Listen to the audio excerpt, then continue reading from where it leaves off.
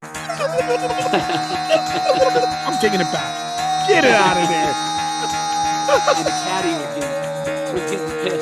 The energy, the history, I think it's gotta be a 10. Get the fuck out of bed, bitch. Go.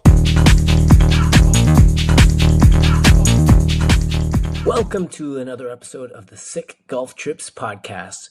Real golfers, real budgets, really sick golf trips. This is a podcast where everyday golfers share their stories, their budgets, their formats, mistakes, to-dos, not to-dos, so that you can get ideas and get inspired to make your memories and go on your own sick golf trip. I'm 𝐸 along with my co-host, Berkeley Hoagland. Berkeley, how's it going this week? Hey, man, it's going good. Everything's swell. Everything's beautiful. The golf game is on point. Everything is beautiful. How about you, 𝐸? How you doing? I'm doing okay. I'm surviving. I haven't picked up a stick in a while. Just been plugging away with work and stuff. So now would be a good time to get out there with me, and you can probably easy money for you. 𝐸, we're running a golf podcast. Okay, 𝐸? You're going to need to put in your golf time because at some point we're going to be doing this podcast on the course, and people don't want to be listening to guys that are spraying the ball all over. You know what I mean, 𝐸? You got to put some time in, and you got to get on the course, guy. You're right. I got to get out there more often. Just I'm in a little bit of a transition, and which brings me to our sponsor, Agent Success Manager. Agent Success Manager, AI is all the rage these days. You need to level up individually or your company to keep up with the times and adapt.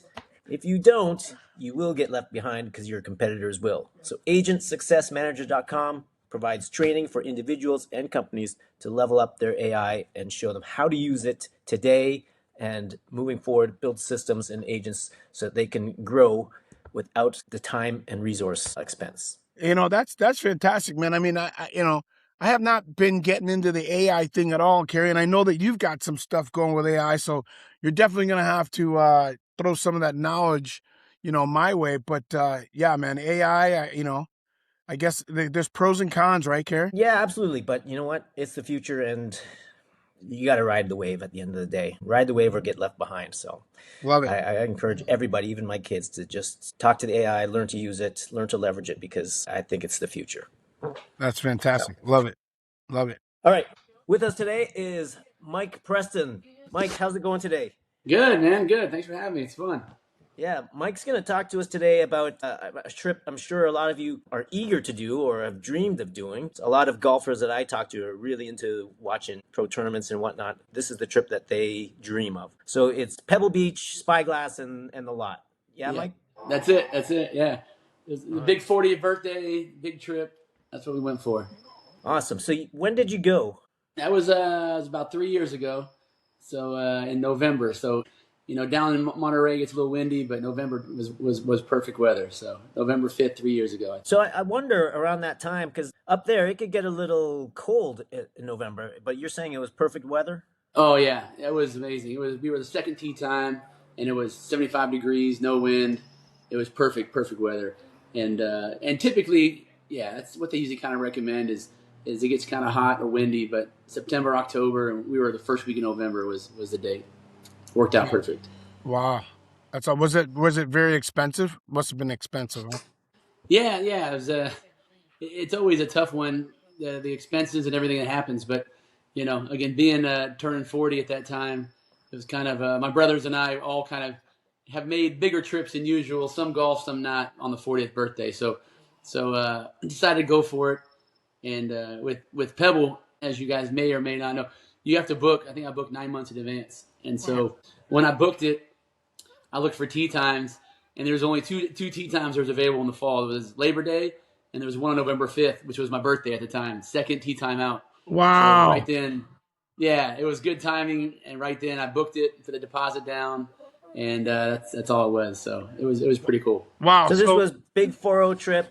Yeah. So you planned it with your brothers. So a special trip for your 40th, it sounds like. So it was just the four of you guys? Yeah, so we had four golfers, two of my older brothers.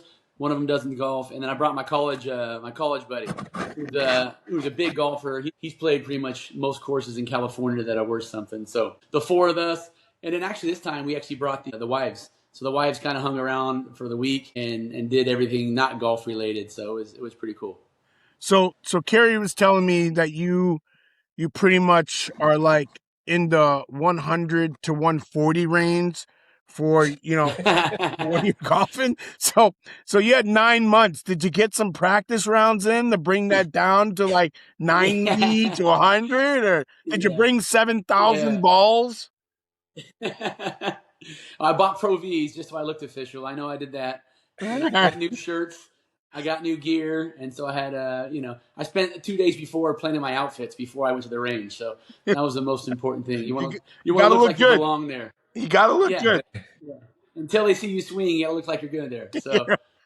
So yeah, no, it was a lot. I think all of us had different approaches. Some started getting coaches. Some, went like every week. And the sucks thing, part of me, I hurt my back like 3 months beforehand. And so I was out of golf for 2 months up into it. And so, yeah, it was, I was like, I gotta go. So I did the whole chiropractor thing. I had physical therapy, but luckily I got down to it, and I'm a pretty tough guy. My kid plays hockey. I'm pretty tough. So we got down to it. So. Attaboy. Well, how did you wind up shooting? How did you guys wind up playing? The first round we played Pebble. So we get there the first day, and we all kind of get in the hotel, have a good time. Maybe too good of a time the night before. We're telling ourselves we're paying a lot of money, don't go overboard. But then, the energy is so high the day before. Yeah, it's hard not to at least have a good time. But so we ended up shooting. I started playing. I parred the first 3 holes. No, so pretty good. Yeah. You must have been playing from ladies' tees. Yeah, we did play. I think we played from the blue tees. And we got a caddy too. I'm not sure if you guys ever experienced a caddy, but a caddy adds another level of pressure because he's looking at you the whole time and trying to tell you what club to hit, and he doesn't know your swing yet. So is that mandatory there? It's not mandatory. And we had one caddy we had 2 caddies. They covered 2 bags, so 2 caddies for each of us. But again, percentage wise, it's the round. I'll just tell you, it cost me at the time. I think it's more now. It was $700. That's what I heard. You're telling me the caddy? Wait, you guys aren't in a cart? The caddies walk? You guys are walking? Nope, we walked it. Oh man! Course, Hey, Carrie, I'm out. Wait, hey, Carrie, I'm done. I'm throwing this in. No, this is over. It's over, Carrie. Walking? Are you guys insane? $700 a walk? Come on. Is it mandatory to walk? No, it's not mandatory. You can have a cart. There you go. You can have a cart. What are you doing? But it was an extra $100 for the caddy. Well, we hit down a fairway, so it was a lot easier for us, a lot less distance. And does the caddy carry your bags? Oh yeah. So he's carrying 2 bags. 2 bags. I'll say one of the coolest experiences is the caddy, and I know some people, but once you hit the ball, they take off, right? And then usually you're playing cart golf, right? You're talking to your buddy, and the other 2 are talking to each other. Here, you all 4 walk down. You talk a little shit about where your ball is, and you kind of walk down together. You get to your ball, the caddy's like, you're 147 out, don't go long, stay left, or whatever it is. And he gives you the club, and he kind of learns you throughout the round, and you hit, and it's pretty fun. It's pretty fun. Hey, I understand that, but the caddy could do that sitting in a cart. He could sit in his own cart. What, Carrie? You said you can have a cart, just cost a little extra. It's just The caddy actually costs $100. You can get a cart for I think $30. Yeah, no, I know. We talked about it. We didn't walk the next day. We went to play Spyglass. We only walked Pebble just because, right? We thought it was kind of scenic. It was a nice day, and just went for it. Yeah, if the caddy's carrying your bag too. Yeah, exactly. It's carrying your bag. When you get on the green, and I was on the green sometimes. They mark your ball. They get a towel. They clean it off. So it was pretty fun. All right. Okay. I might take that back. I might take it back. That's right. You're not carrying your own bag. He's carrying your bag.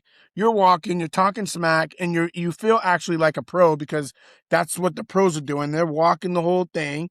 You know what I mean? So all right. Yeah. I'm gonna take that back. Hold on. I'm taking it back.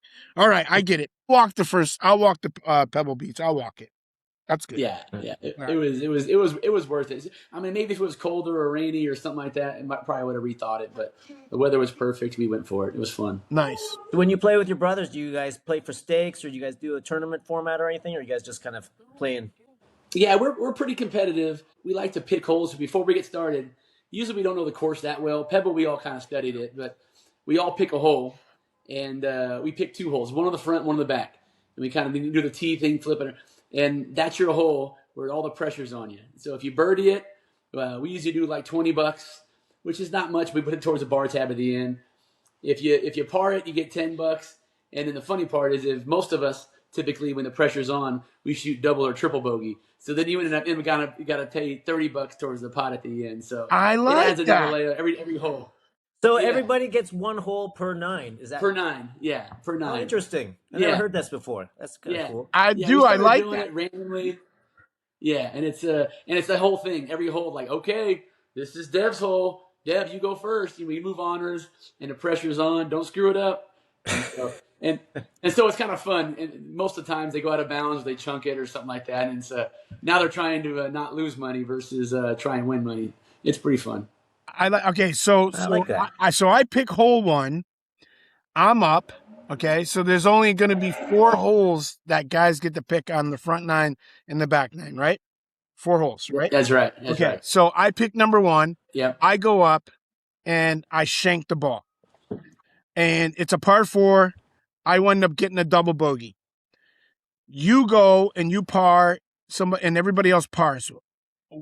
So how much do I have to pay everyone, just so I know what's going on? Yeah, you pay per person. So if you double, you got to pay $20 per person. And if you if I go up and birdie, then I get $20 per person. But wait, does your score mean anything, or is it just the person whose hole it is means something? No, yeah, just if it's your hole. Yeah. If it's your hole. So like my brother goes up first hole, he double bogeys. That's $20. He has to owe $20 into the pot. And then if I go up and I win, everyone pays me $20. It goes to me personally. So if you lose, it goes into the beer pot at the end. If you win, it's bragging rights that you have extra money. So, Yeah. and so it creates a little bit more of a pressure situation. I love that, Yeah. dude. I love that. Yeah, we've done the dots, we've done all those things, but typically, there's someone's got to keep control of it and all sorts of stuff, and we're more of a just talk shit kind of competitive people versus the money part. So I like it. It works out pretty good. Nice. So you did what? 3 days, 2 nights there? Yep. Yeah, 3 days, 2 nights. Yeah, to get the good tee time, you typically have to stay at the resort, and they have a bunch of them. They have the Pebble Beach Lodge, which is really expensive. That's what I heard. Like, you have to stay there on the. Yeah, I think you don't have to, but if you want a tee time, you have to stay within like a week. So you got to be ready to. It's not like a planning trip anymore. Now it's going to be, hey, look, I got a tee time. Let's go up on Thursday type of thing. So we stayed there at Spanish Bay, but Spanish Bay is the quote unquote cheapest one, which is still really, really nice. And we stayed there it was awesome. Yeah, we opted to play 2 of them, and Spanish Bay, everyone talks about, is the most complex, like difficult. It's supposed to be the actual true golfers type of hole. Pebble's iconic, and we wanted to play Spanish Bay. The last day we woke up, so let's get one more in. But we just couldn't make it happen because tee times are tougher to get there. So next time we go, we would probably play, Spanish Bay looked awesome. I mean, Spanish Bay is more of a link style course, short grass everywhere, and it looked like a lot of fun to play, but I've heard that one's pretty tough as well. So how was the off-course logistics and premise? Like, lots of restaurant choices? Oh, yeah. Yeah, I would say, if you're all in on Pebble Beach and you do it and you're really, you're willing to kind of just whatever it costs, bucket list type of thing. They have a pub there that has all the history for Pebble Beach. All the shots, all the winners. They have all the gear, the winning pitching wedge and all sorts of stuff. So you walk there and there's you can check out as much history as you want. And my favorite part, I didn't mention this, but one of the things with the caddy that was pretty cool, that I'm not sure if they all do this or not, for my brother and I who shared a caddy, the caddy came up to me and said, "Hey, give me your phones." He said, "What?" He said, "I want your phones for the whole round. Don't get on your phones." He said, "I'm going to take pictures of you the whole round. No. And then afterwards, you go to have a beer and you look at all the pictures." And I said, "I promise you, it's not going to be 2 or 3 pictures. I'm going to take hundreds of pictures. And at the end of it, you go check it out." And so I was like, "That's really cool." Oh, it was amazing. And actually, one of my favorite pictures that I still have framed for my birthday was me. It was like on hole 14. And I'm not a very good golfer, so it's representative. There's like this little valley and trench, and he sent a picture, a 360 panoramic the ocean in the back. I'm in high roughs up to my shins, and I'm chipping it up. I'm swinging in the middle of it. So I tell everybody the hole went in, but it was every time someone asks about it, I make this whole evolved story about what that picture means. Ultimately, I think I might have dingled a double bogey. That is so cool. Did you ever like reckon or ever see him taking photos, or was he just so conspicuous about it? Most of the time, he's conspicuous. But I mean, at the start of the holes, before he teed off, he'd say, "Turn around, taking a picture. This is a good spot." He knew the locations. Oh yeah. He knew the famous icon thing. So every hole, he was doing something. Whether he did videos, whether he took a video of your swing or putts. There's one when I was trying to make a birdie putt. I missed it, by the way, but my brother at the end of it says, "You left it short, you bitch." And so, at the beer place, we're watching it. We pressed it right. It was like, we were all dying laughing. I love that. That's awesome. I think every caddy should do that. Oh, that's amazing perk. Yeah, it was pretty cool. And you never know, right? Because we all like to be on our phones and take our own pictures and stuff, but I kind of went all in and trusted him, and it's no big deal. And it was awesome. I'll be honest. If other caddies did that, I would definitely do that. It was so cool. No, that should be a must for caddies. That's really a good idea. Yeah, good for him. Well, my next question on the caddy thing is, how much did you guys wind up tipping him out? Yeah, we started drinking on the back nine, so we were. I parred the first 3 holes. Then the next 3 holes, I think I went like 7 over on the next 3 holes, and so I caught back up to bogey golf, which I'm not a hundreds guy like you mentioned. I'm more of a 90s guy, but at the end of it, I think we both getting $50, so $100 total at the end of it. So he made, I think he probably made $250, $300 total for 5 hours.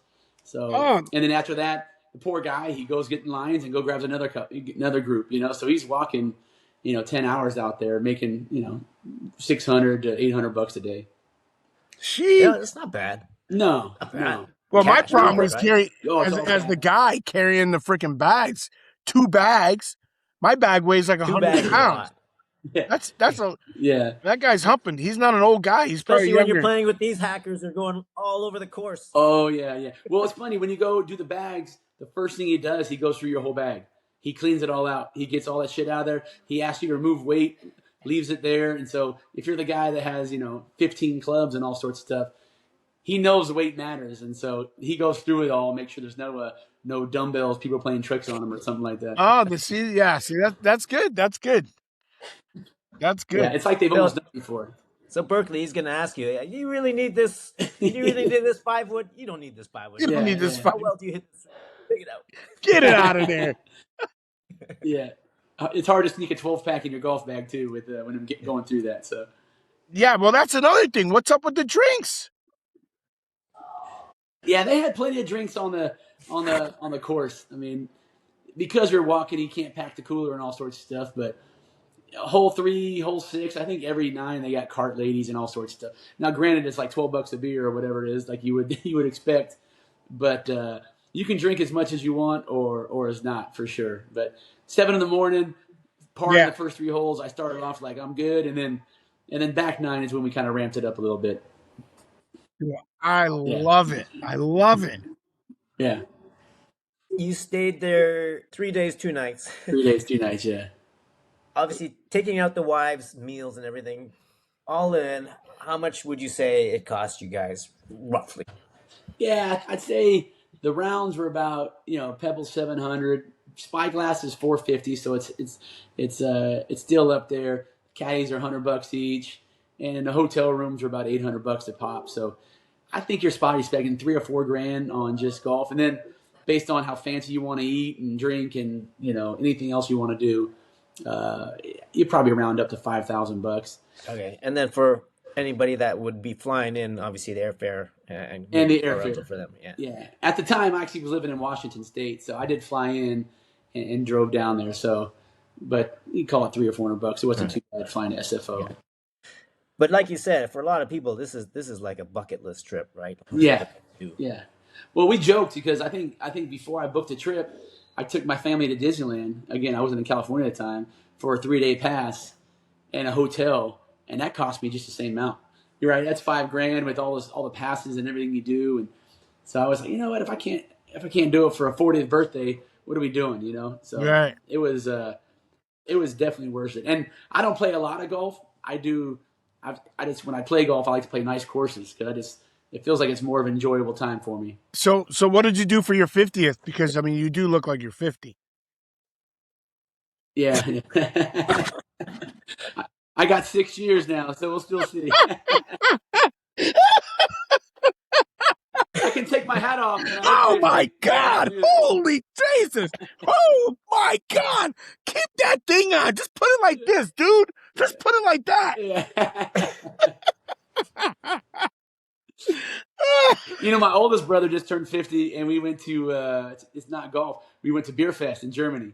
So that's a Oh, whole nice. different level of a kind of trip. So Oktoberfest. Oktoberfest. Wow. That sounds Yeah, fun. so Oktoberfest was fun.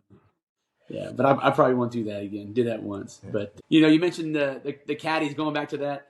There was one funny story with my brother is probably the least best golfer.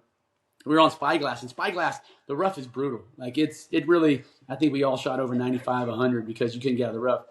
But my brother literally, when caddies go in bunkers, they rake all the bunkers for you. And so as they go, they do that, and you go walk, and they rake it and come back. So my brother, we counted, he hit 8 bunkers in a row. He teed off in a bunker, went to a greenside bunker, and the caddy was getting pissed. He's like, "Can you do me a favor? Can you stop hitting the damn bunkers?" So the other caddy had to hold his bag and carry it for him because he was behind us for a half a hole trying to rake all these bunkers. And so we still talk about that. It was like almost embarrassed. So by the 6th time he was in there, we're like, "Dev, your caddy's going to yell at you hitting one more damn bunker." You start feeling bad for those guys. But, so you have to tip your caddy too, since he had to carry the bag. Oh, we joked about him too. I said, you got to tip both of them. They're both doing extra work. Oh, that's hilarious. It adds a little bit of fun, right? And when you're not a very good golfer, right, playing in front of somebody all the time can be intimidating too. You know, I know. Yeah. Even one time I was in, I think, the rough, and he's like, "Hey, you want to aim on the top side, let it drift down, and go on stuff," and then you end up chunking the chip, and the next you walk up the chip again, he's like, "Yep, still want to aim on the top side, still want it to come down." Okay, so here's my thing. Here's my thing. It's like, oh man. So here's my thing. Like, if you're playing a course that's that hard, why don't you guys just at the beginning say, "Hey, if anything's in the rough, let's just pull it out and put it on the fair." So it makes everything go faster, easier. You have a little bit more better time. It's not so serious where if you're in the rough, because I know if you're in the rough, you could chunk it like 2 feet. What fun is that? You can break your wrist, No, you're right. What fun is that? No. Yeah, when we started towards the end, we started getting to the spot. I was like, "Hey, look, this course is really, really tough. You know, like, you're on a hill, you're on a slope, and so we finally got there after I think 9 holes because we were shooting close to 50 everywhere, and once you're in the rough, it was like you don't even try and get it out. You just punch it in the fairway. So it was an eye opener to see what real golfers face. You know, when you actually play something that's challenging. Because I live in the rough, but I play a muni course sometimes, right? And sometimes those are the best lies. Yeah, you know? Right. It's nice and propped up, you know, and I can hit the 5-wood off that thing, and it is great. So, but yeah, you're right. It was eye opener for sure. and I think when the pros come along, they grow it out even more usually. Yeah. Yeah. That's what the guy was telling me. He said there was a tournament coming for, I think it was like web.com tour or whatever it was, in 3 weeks, and so it's long right now to try and get ready for it. So yeah, that's something you may want to ask before you start playing because it was definitely challenging, but whatever. Still an experience. You still chalk it and say, Yeah. you know, it was all good. Well, no, I hear you. I mean, my thing is like, I don't even take it that serious. You know what I mean? Like, you're spending that much money. I would just rather want to have a really good experience. And if you're in a bad area, just freaking pull it out, put it somewhere good, give yourself a good lie, and let's just keep it moving. Get a good picture. You know what I mean? The caddy's going to love it too, right? What'd you say, Carrie? Yeah, get a good picture in there, you know?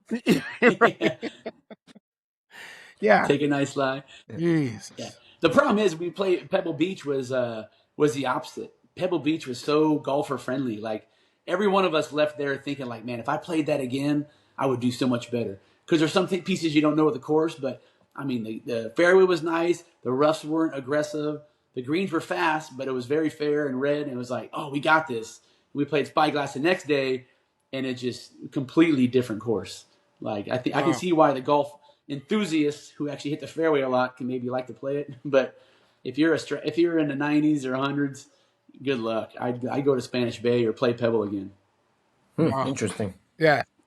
Very cool. Well, at the end, we usually give these, we ask you to give a 6 score, and we've got a little bit of a framework here. So if you were going to rank 1 to 10, how would you rank the courses there? Oh, I think it's got to be. I mean, the energy, the history. I think it's got to be a 10. You know, I mean, from everything I've been to, it lives up to the hype. I think of the cost. It's expensive, but I'd say a 10. Well, let's give Carrie Awesome. before you go on. Also, Yeah. how was the dynamic with all the wives and all the guys? Any drama? Anything go awry? Anything? We had, like anything else. I think some nights, the drinking got a little carried away, and there's some little spigots here. But I would say it was pretty mild because it was such a destination with shopping and everything else for everybody who was there. Like one of my brothers went, he didn't golf, but he was a cyclist. He brought his bike and he went on a mountain bike, right, and all sorts of stuff. So I have to say one of the best reasons it was a 10 is the energy, right? I've done golf trips with 8 people, with 12 people.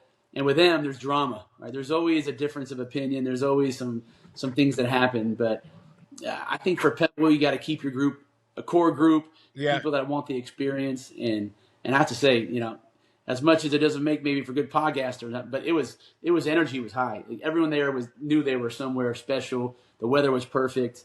The drinks were on the patio over the ocean every time. It was just a good environment. That's a good point, Bert. Like if you're paying that much and this is more like an iconic experience, maybe it is better to have a more intimate crew, right? So you keep things tight versus things go awry with a bigger crew or get a little bit more chaos in there. You don't soak that golf experience in, I kind of always think like if you're going to do a golf trip and you're going to have a lot of people, I would say don't bring the wives. But if you have a more intimate, four the most, then you bring the wives, and I think that would be cool. I think that would be a lot of fun. You know what I mean? Then at nighttime you kind of know that you're going back to the wives. Everyone's getting together. You're going out for drinks, and you don't have a lot of like personalities, a lot of like ins and outs, and you get 12 or 16 couples. You can have some drama. You know what I mean? I agree. Yeah, I agree completely. I agree. And for this trip, they do it so right where we pretty much had everything set up. We had, dinner reservations or we had the pub reservations. So it's almost like going on a cruise somewhere. You know exactly where you're going. So there's no like, where do you want to go? What do you want to do? It was kind of get up. We got 2 hours to grab a drink, shower, and then we'll meet for dinner in a bit, So it was, I'm a big believer in that. You got to plan it out because the more people you get in a decision with after golf events, it just ends up like no one's happy and chasing stuff. So I'm gonna put you down for 10 on crew and format there. So going to the logistics, which you're just talking about, the coordination around the grounds there, how would you rate that? Yeah, I'd say at least a 9. I mean, they don't let you leave, right? Everything's a shuttle. There's no driving, right? Everything's on time. And so you can drive if you want, but you don't need to drive. And so it's just everyone's free, right? Everyone can kind of have a few drinks if they want. No one has to worry about, hopping together. And we did have a few people that did Airbnbs, right? And stayed, I think, like 15 minutes away. And that one probably was a little bit less optimal, but I'd give it at least a 9 for logistics. If you're staying on a lodge, they know how to make you comfortable. That's awesome. Very cool. So we have the last thing, we have a run it back mod. So it's a little bit of a kind of an asterisk on it. So how would you rate this trip in terms of, is it an annual lock, if you could? Is it a rotational classic? You do it annually, or you would do it again but not annually? One and done, worth it, but wouldn't want to do it again? Rebuild and run, you would change it up, do it better next time? Or is it lightning in a bottle? It's just perfect and hard to replicate? To me, I think it was more lightning in a bottle. Nice. Like we had it. It was an event. We had the right energy, the right people. Now, don't get me wrong. I would love to play Pebble Beach again, but I mean, it is really expensive. It takes a lot of coordination to plan it out. and you have to have the right people to want to do it because you got to plan 9 months in advance, and to do that, oftentimes you have to have people that are willing to, and it's a lot of money to generate weekends and stuff like that. So we've talked about trying to do it again, but I think most of us want to go somewhere else, because it's so fun to experience, Bandon Dunes or go down to, Pinehurst or something like that, right? Yeah. So I'd say we all left there it's got a perfect moment. I got a picture on my wall of me in the rough making holing out a chip. Nice. I tell people, but that's where I would categorize it.